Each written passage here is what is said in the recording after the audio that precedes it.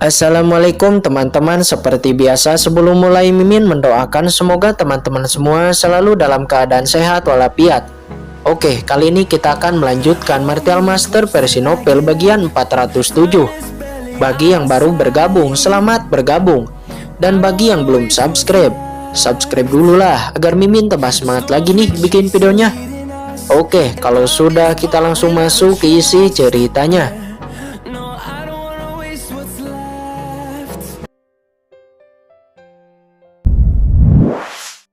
Diri. Hahaha. Kincen menggelengkan kepalanya seraya tersenyum mengejek. Nah, bersujudlah padaku seperti anjing. Mungkin aku tidak akan membunuhmu dengan mudah, kata Baleng.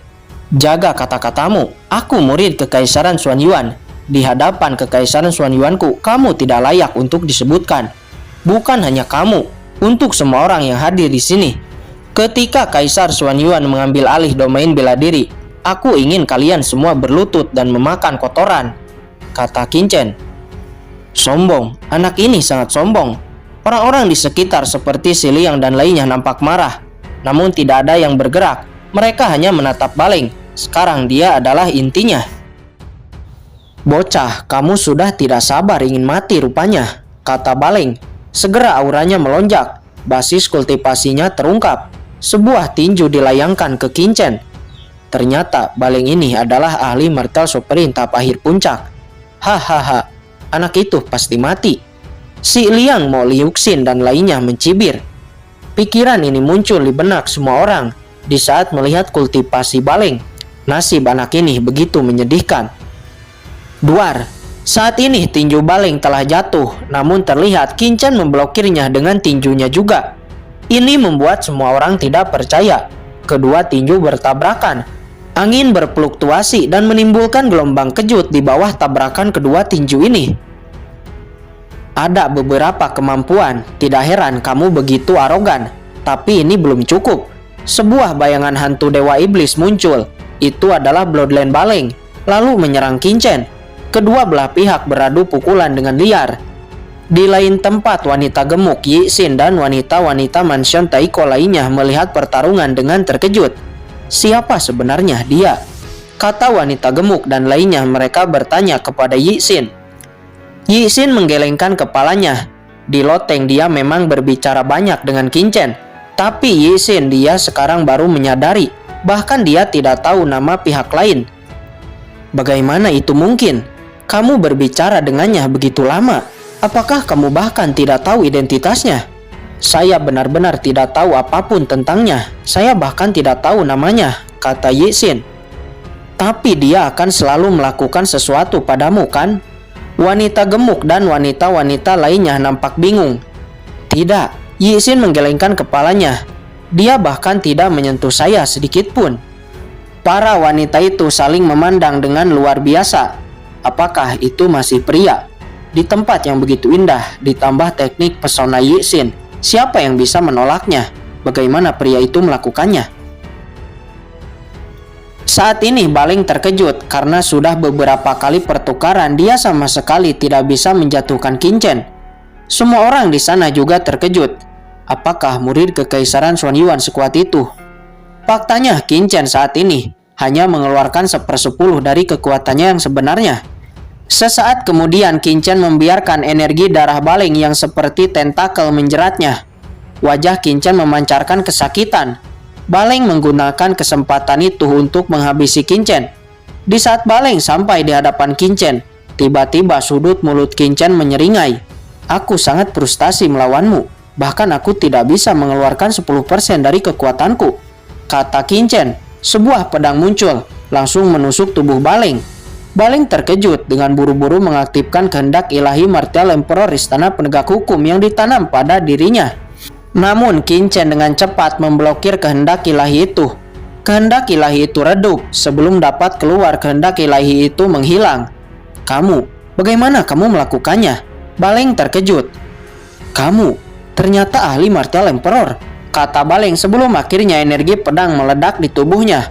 Hancur berkeping-keping, berubah menjadi abu. Cincin penyimpanannya jatuh ke tangan Kincen. Tuan Baleng mati. Semua orang menghirup udara dingin. Baleng memiliki latar belakang yang kuat di istana penegak hukum. Tapi sekarang Baleng mati di kota Guhua. Bagaimana ini? Mungkinkah kota Guhua tidak akan damai lagi? Orang-orang berseru, "Beraninya kamu membunuh Tuan Baleng." "Berakhir, ini sudah berakhir. Tangkap pembunuh Tuan Baleng," kata si Liang. Sebuah rune muncul di tangan Qinchen, mendesaknya. Fluktuasi ruang muncul, langsung membawa Qinchen ke dalam kehampaan. "Hentikan dia!" Si Liang naik ke langit dengan serangan telapak tangan ingin menghentikan Qinchen. Namun tentu saja itu hanya sia-sia. Qinchen benar-benar sudah menghilang dari sana, tanpa jejak sedikit pun. Sial, dia pergi. Sesaat kemudian 3 ahli martial emperor muncul dari kehampaan.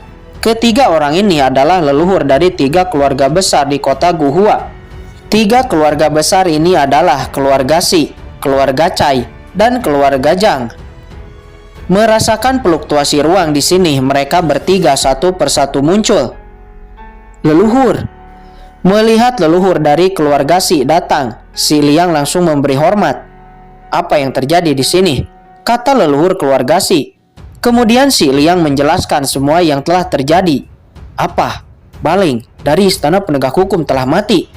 Ketiga leluhur itu pucat mendengarnya. Baleng benar-benar mati di kota Guhuanya ini. Itu akan menjadi masalah besar. Ayo kembali dulu. Ketiga leluhur itu pergi kembali terlebih dahulu. Ini bukan masalah kecil, harus diselidiki dengan hati-hati. Di rumah mansion Taiko, wanita gemuk itu mengerutkan kening. Kematian Baleng juga akan menimbulkan masalah bagi rumah mansion Taiko-nya. "Yi Xin, saya akan mengirim kamu kembali terlebih dahulu. Jika tidak, saya khawatir kamu akan dalam bahaya," kata wanita gemuk itu. Setelah mendengar berita kematian Baleng, tim istana penegak hukum yang ada di kota Guhua dengan cepat mendatangi 3 keluarga besar dengan marah. "Saya tegaskan, jika Anda tidak menyerahkan pembunuhnya, ketika ahli penegak hukum tiba, 3 keluarga besar Anda di kota Guhua mungkin akan dimakamkan bersama dengan kakak senior Baleng," kata seorang murid di istana penegak hukum dengan marah. Ketiga leluhur itu hanya bisa mengangguk dengan tidak berdaya. Segera serangkaian perintah-perintah dikeluarkan oleh 3 keluarga besar kota Guhua. Seluruh kota Guhua gempar. Semua ahli militer dikerahkan untuk mencari dan menangkap pembunuh Baleng. Jalan keluar dan jalan masuk diblokir. Tidak ada yang bisa masuk ataupun keluar. Semuanya dijaga ketat untuk mencari sim pembunuh. Ahli-ahli kuat dari 3 keluarga besar keluar dari kota Guhua menyebar ke segala arah.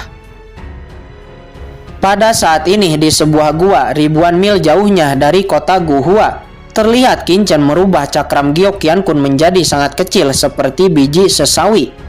Lalu Qinchen sendiri memasuki cakram giok Qiankun. Cakram giok Qiankun mengandung kekuatan luar angkasa yang aneh. Bahkan ahli martial emperor tidak dapat menemukannya dengan mudah. "Tuan, bagaimana keadaan dunia luar sekarang?" Begitu Qinchen masuk, skeleton cabang dan Mokara langsung berkata, "Chen Sisi ada di sekte iblis, dia mungkin akan baik-baik saja. Jiruyu berasal dari keluarga Ji, dia juga mungkin akan baik-baik saja. Tapi Qiansu, dia mungkin akan dalam bahaya.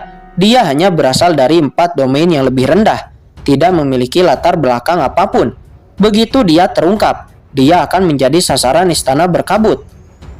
"Tuan, jika Anda khawatir dengan Nyonya Muda, ayo kita bantai istana berkabut dan selamatkan Nyonya Muda," kata skeleton cabang dan juga Mokara.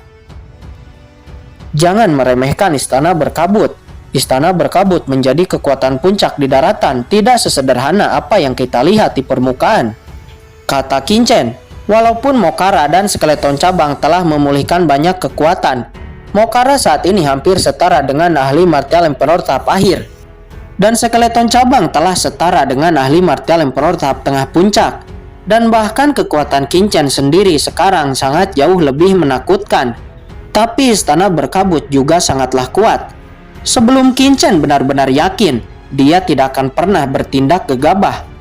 Kecuali Yu Qiansu benar-benar dalam bahaya. Bahkan jika Qinchen harus berusaha mati-matian, dia akan pergi untuk menyelamatkannya. Dan juga apabila Qinchen mengeluarkan iblis Mokara dan skeleton cabang di hadapan orang-orang, tentu identitas keduanya sebagai ras iblis akan terungkap. Dan jika terungkap, itu akan menjadi masalah. Inilah yang membuat Qin Chen bingung dan pusing memikirkannya. Hahaha, ini masalah yang mudah. Kata kucing hitam seraya tertawa di saat melihat Qin Chen pusing. Apakah kamu memiliki cara untuk menyelesaikan masalah identitas kedua iblis ini? Kata Qin Chen seraya melihat kucing hitam dengan semangat. Ini bukan aku, tapi Lao Yuan. Kata kucing hitam cakarnya menunjuk ke arah binatang sumber kuno Lao Yuan. Yah, aku punya cara untuk menghilangkan aura iblis alien pada mereka berdua. Kata Lao Yuan, dia berkata sambil berbaring di sana. Binatang sumber kuno memiliki aturan asli dari ras iblis alien yang dapat dengan mudah mengubah napas ras iblis alien sehingga auranya dapat menyatu sepenuhnya tanpa ada yang menyadari. Selanjutnya sebuah ki darah mengalir keluar dari binatang sumber kuno. Ki darah ini berubah menjadi dua awan darah lalu mengembun di depan skeleton cabang dan Mokara. Kalian berdua serap energi darah ini. Setelah menyerapnya, coba gunakan kekuatanmu, kata Lao Yuan. Skeleton cabang dan Mokara saling memandang satu sama lain sebelum akhirnya perlahan-lahan menyerap darah di depan mereka ke dalam tubuh. Setelah menyerapnya, Qin Chen terkejut mendapati bahwa aura iblis pada skeleton cabang dan Mokara telah menghilang sepenuhnya. Dan ketika Mokara dan skeleton cabang mengeluarkan kekuatannya, memang masih ada sedikit energi iblis. Namun energi sihir semacam ini hanya mirip dengan melatih kekuatan sihir, tidak seperti aura iblis. Luar biasa. Qin Chen sangat terkejut. Dengan ini dia dapat membawa Mokara dan skeleton cabang keluar dari cakram Gyo Qian Kun dengan aman dan tanpa khawatir sedikit pun. Identitas mereka sebagai iblis tidak akan diketahui. Bisa berpura-pura sebagai manusia. Bentuk iblis keduanya juga berubah menjadi manusia. Tuan, bagaimana penampilan kami sekarang? Tidak buruk, kata Qin Chen. Tapi kalian harus berhati-hati. Itu menutupi kalian di permukaan. Jika sedang bertarung, kalian harus memperhatikannya, kata binatang sumber kuno Lao Yuan. Setelah mengatakan ini, dia segera tertidur lagi. Dia sudah disegel begitu lama dan butuh banyak waktu untuk memulihkan kekuatannya. Tuan, mereka berdua sekarang bisa keluar. Lalu bagaimana dengan saya? Kata Gucang. Aku akan memberimu teknik penyamaran. Kamu bisa mempelajarinya, kata Qin Chen. Bagaimanapun Gucang adalah ahli kuat dari Kekaisaran Xuan Yuan. Reputasinya juga lumayan terkenal. Setelah Gucang mendapat teknik penyamaran dari Qin Chen, dia langsung mempelajarinya dengan semangat. Tuan, apa yang harus kita lakukan selanjutnya? Kita tunggu saja ketiga Baleng dibunuh. Seharusnya Istana Penegak Hukum akan mengirim ahli Martial Emperor untuk menyelidiki. Tujuan kita adalah untuk menangkap orang ini, untuk menanyakan kondisi Yukiansu, Jiruyu, dan juga tindakan Istana Penegak Hukum baru-baru ini, kata Qin Chen. Xin berpindah kepada markas cabang Istana Penegak Hukum yang ada di sana. Apa yang kamu katakan? Seorang pria tua meraung dengan marah setelah mendapat kabar bahwa Baleng telah mati. Orang ini bernama Qi Xiong. Dia adalah orang di belakang Baleng. Dia adalah pemimpin dari cabang Istana Penegak Hukum di daerah ini.